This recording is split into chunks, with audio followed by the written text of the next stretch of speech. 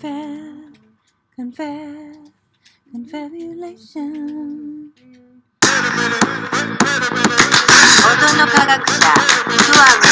Are living more, so this life expectancy is, like changing and increasing with medical care towards our senior citizens.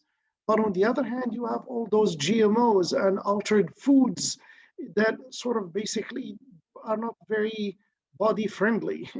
They hurt your body more than, more than they help it sustain itself. So as if we are like basically doing two contradictory. So basically what we are trying to do, the key word that seems to be the the phenomenon that we always turn a blind eye on is corporate greed. Wherever we go, with diversity and inclusion, with every, like people are refusing. So corporate greed creates something called food, which is not really food when you look at it. And you have lots of those, from junk food to Michael Moore in one of his documentaries sort of uh, gave the detailed description of the damages that can occur from this type of lifestyle. So, dietary lifestyle. So basically, we are giving people the illusion of food. Food is not food, and this is again this the very famous Slovenian philosopher Slavoj Žižek said it's a philosophical pattern. For example, if you take decaf coffee, or chocolate laxatives, or these are basically, if you take decaf coffee, what is the philosophy of decaf coffee? Coffee, the main definer of coffee is caffeine. We take caffeine out of the coffee, so we take that which makes it coffee, and we still call it coffee. That has become a trend, basically, with food, with insanity. Just exactly. So we do that. Food is not food. So corporate greed gives us that. It's the same corporate greed through the medical insurance industry and the medical care. And then we say, we need medical care for our citizens. That's why the Chinese or alternative medicine, and that's also the missing link. How come? And that I do not have an answer to that question, but that's a question that keeps like popping up in my mind. How come when we were just couple of years ago or just a year ago, when we were bombarded with alternative medicine, and especially the California groove, like all this, alternative medicine, Chinese medicine, traditional medicine, we are bombarded. But when COVID came, nothing, as if this field has nothing to say about the COVID. Then suddenly we became very conservative. We became very like, it's the vaccine, it's the pharmaceuticals, it's the, and boy, they became very rich, those pharmaceutical industries now in this COVID. So we need some type of consumer protection. We need some type of auditing in order to check these balances and basically try to see where we are. We need, in China, for example, the people pay doctors not when they are sick. You pay the doctor when you are healthy, because the job of the doctor is to keep you healthy, not to cure you when you are sick. And then when you see the bill, you become even more sick. So basically, how come with this race and this rave of COVIDian times, the alternative medicine industry had nothing to say? So like it disappeared as if it never existed. This is the first I've heard this point in all this time, and I'm just dumbfounded right now as to why anyone else has not noticed this. I don't know, me, I keep asking these questions. I do not have an answer to that question, but why suddenly? And that's why if you look, even if you have your TV, you go from CNN to I don't know, you go to Russia Today, you go to any, like you name it, like from all ideological walks to Fox News to Rush Limbaugh to whatever. So you go, yes, there are differences ideologically, but in many points they converge. They do not tell you about, like, how come nobody invited, I mean, you do have voices from a mystical point like Sadhguru like in these times, he did like a tour of the US, the very famous and lovely uh, Indian Hindu guru, Sadguru, mystic guru. So basically, he toured the country on a motorcycle, and like he was very invited to speak, and so, but very rare. That's not the trend, like that to do a big. In the same way, we have a panel of experts where we have Dr. Fauci, who's a respectable authority, and we have other people. That's very good.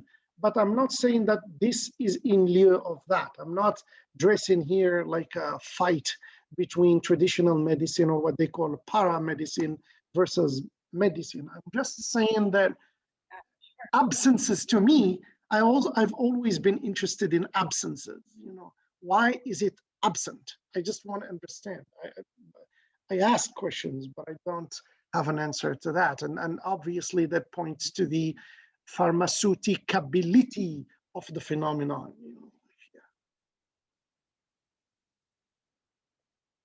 And doctors actually, even in their curriculum, you asked me about medicine, doctors, MDs, should have more training in pharmacology, because oftentimes they prescribe medicines, but they don't do it out of a bad, they are not really fully aware of the pharmacological implications in the long run and in terms of the body as a whole, because modern medicine, basically, it's like with computer science.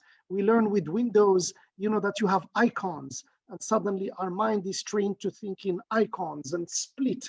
See, like that's why, and in the same thing with modern medicine, you have a problem in the stomach, you go to the gastro, you have like a problem. So it's basically looking at the engine as pieces or as separate systems. Meanwhile, traditional Ayurvedic medicine, traditional Chinese medicine, Islamic medicine, all traditional medicines looked at the body as a whole. It's holistic. That's why they are called holistic medicines. So basically, other than the sort of mechanical view of the body, we also we need to incorporate in the medical training pharmacology to become aware of the dangers.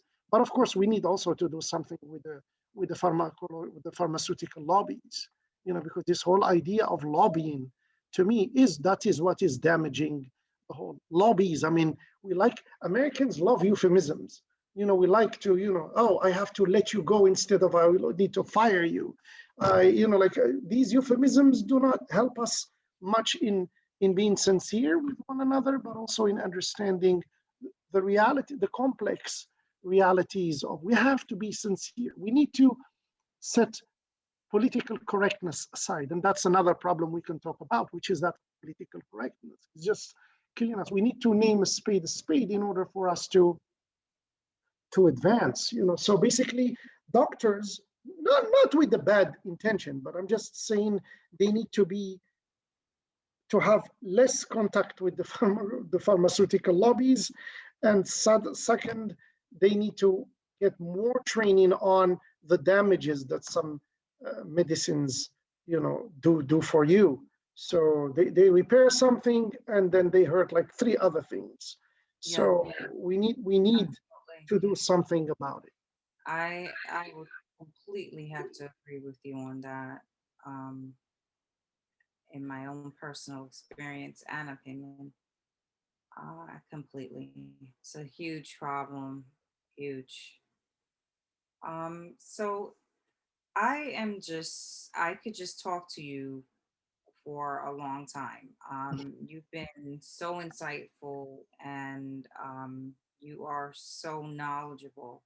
Thank you so much for chatting with me. And what are you working on? You want to tell the viewers anything that you have going on in the works right now? Sure, yeah. As you know, I am the author of 4 books, 3 in English, 1 in Arabic, and then several chapters and articles. Recently, I've been working a lot on the issue of diversity, inclusion, and equity, and because now it has become sort of a sexy, buzzword, and actually the question that we should ask ourselves, is it really a new field? Because when you look at it from an academic standpoint, it's a mishmash, basically, of different fields. It's ranging from feminism to queer theory to cultural studies, post-colonial studies, even marketing, consumer behavior, like, so basically it's like a gamut of problems, philosophical problems that we have been facing before, and they are repackaged. Corporate responsibility is very important to add to diversity and inclusion, because from a corporate standpoint, and you add to it a bit of consumer protection. So basically these fields, they address the everlasting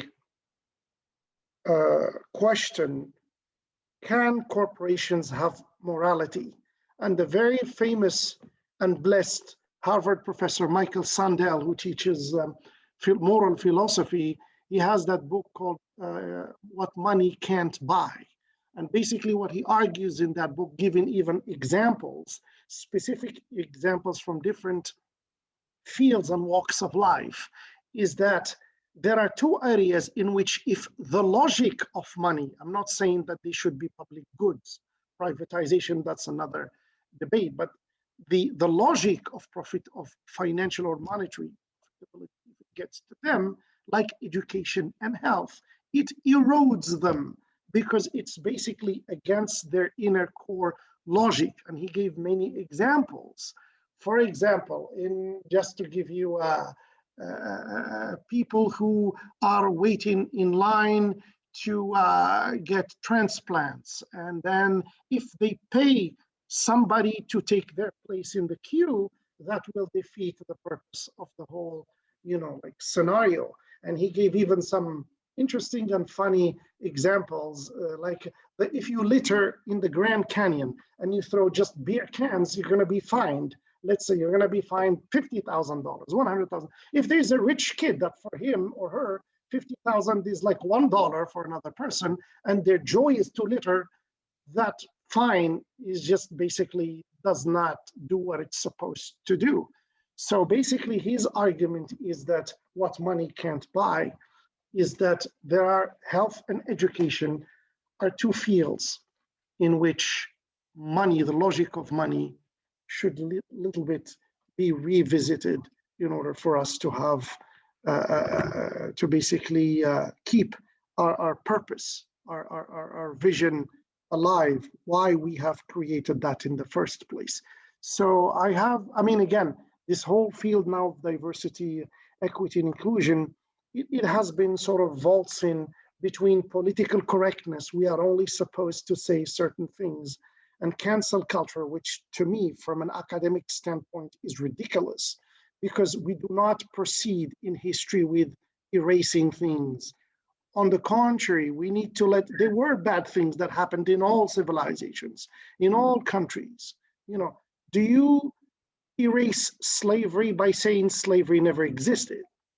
Do you erase racism and bigotry by denying the Holocaust? No.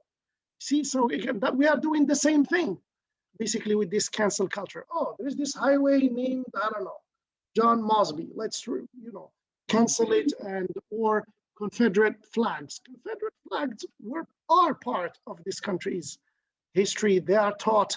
What you can do addendums in order to have different narratives of history. Yes, we should have different narratives of history, different narrations of the past. We should have a history of the weak. We should have the history of the vanquished. We should have different histories, different narratives. And I'll come back to that point. But we cannot just do cancel, and say this never happened. Then we are actually doing a disservice to those kids. It's like when you have a kid, and in order to make your kid alert and make your kid safe in a jungle, in nature, you need to teach them the dangers of the jungle, not to say, you know what, there is no danger. You see, like this attitude of turning a blind eye is basically coming from a certain